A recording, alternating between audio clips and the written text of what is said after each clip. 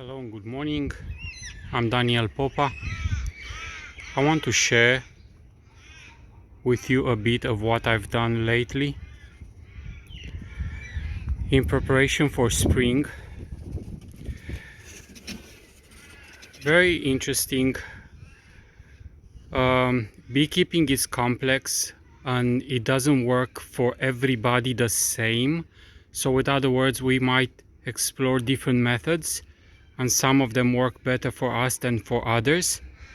So it is not to say this is the best way, this is the way how I supposed to do or you supposed to do, but sharing things helps a lot. I got this idea partially from a beekeeper, which is a commercial beekeeper, and I consider him of a high honesty.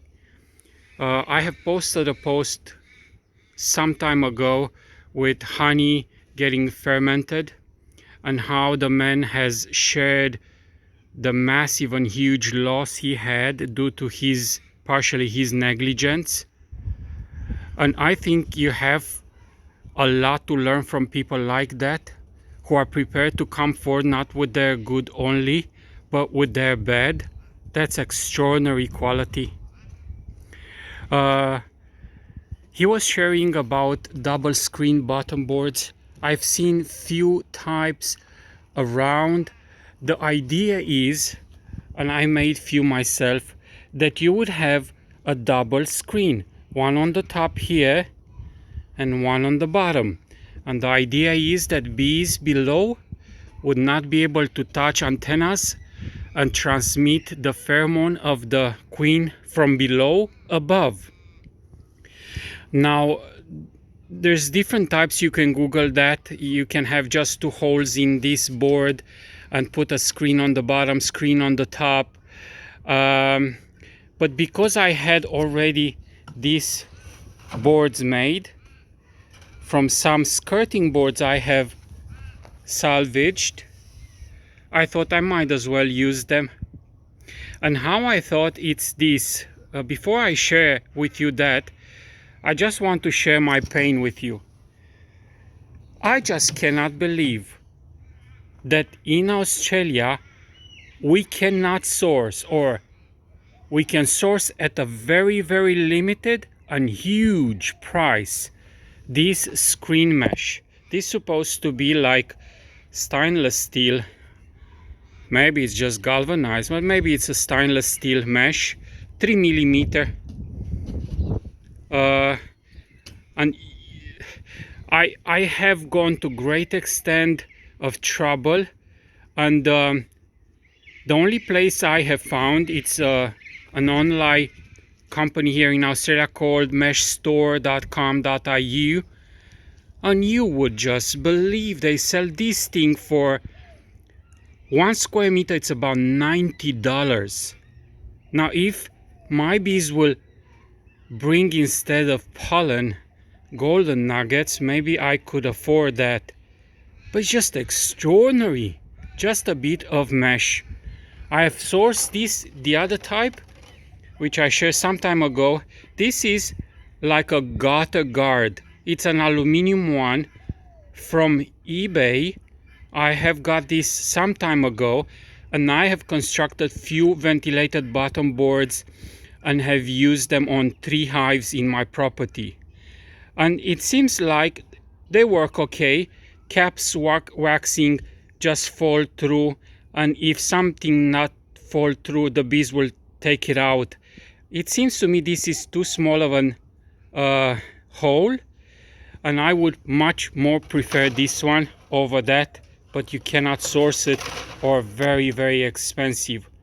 Now the difficulty with this, you can put it in one piece and it works okay, but if you use this type double here, one on the top and one on the bottom, you're in trouble, because whatever falls in between, and bees have no access in between this sandwich to collect the mess and take it out, it will just sit there and plug the holes, and it won't work. So what I've done, I put on the top this smaller, finer mesh, and on the bottom this 3 millimeters. So whatever falls through, it should fall through on the bottom hive, and it's clean afterwards. So how I thought, so you basically place the double screen bottom board here, and you can see the ventilated side is here. So it's kind of a half of the hive, it's open. With nukes or splits, if you do not take the split on a different site and leave it on the same yard, all of the foragers will just fly back to the mother colony. And if you do the splits early in the spring, you risk having fewer bees, only the nurse bees inside taking care of the brood which you have splitted with, and that might not make it, or you would have like chill brood, and there's all sorts of trouble. This is one thing. So with this method, if you make the split on the mother hive, if you see it's too strong, or let me see, I inspect the hive and I find some queen cells, so they're just want to go. Well, you could take some of those frames with queen cells and place them, there's 6 frames in this nuke above, and leave the queen, the old queen, down below. And there you go, you have made another split. And even if the foragers leave this entrance and go back in front to the mother hive, then you would still have a lot of warmth coming from down below, and that's a massive bonus. Another thing with the splits and with the material we use, you see I've made this from ply. I've made about 10 of them in preparation that I would be making queens, I would be making some splits, and I want to have the hardware to do that sort of stuff. But with the splits, as I mentioned, critical is temperature. They get cold very quickly and they get hot very quickly in the sun. So you would know that all of my hives are kind of undercover, so there's no rain on them and there is no sun in summer, but there is sun now in the morning. Now you would see, I have showed you before these polystyrene boxes, the cauliflower kind of thing, and it looks to me they're very versatile. You can use them.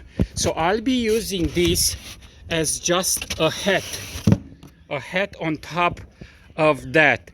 I will be making a small ventilation hole here, so there'll be some ventilation, and on top of this nuke I will not have a lid. I will just have a fabric on top to not let the bees go under this cover and maybe try to chew the polystyrene or things like that. Well, that's about all I want to share with you. It seems to me this is I'm on to something with this, because at any time, let's say you have developed 6 frames here in this hive and they're packing up and the new queen has mated or things like that, you can always pull this double screen mesh off and merge this hive, this top hive, with the bottom one. The only problem I have is, because of the setup of where I have the hives, I would have loved to make this hole in the back. So bees will have one entrance in the front on the mother hive and the other ones in the back. But since I don't have that comfort, I have to put it like sidewise here, and I have put like a sandwich OSB here, 2 boards, and in between some floor insulation, just to insulate as much possible the heat from down below and not having it lost here. And of course, because I do have them under cover and there's no rain on them as such, I do not worry about this getting rained on. And one tired bee, how do I admire these creatures? Look at them. They don't consider that it's cold, it's windy, and they might not make it back to the hive. They go and forage, and then they will stop for a rest, and then they'll just go another few meters in the hive.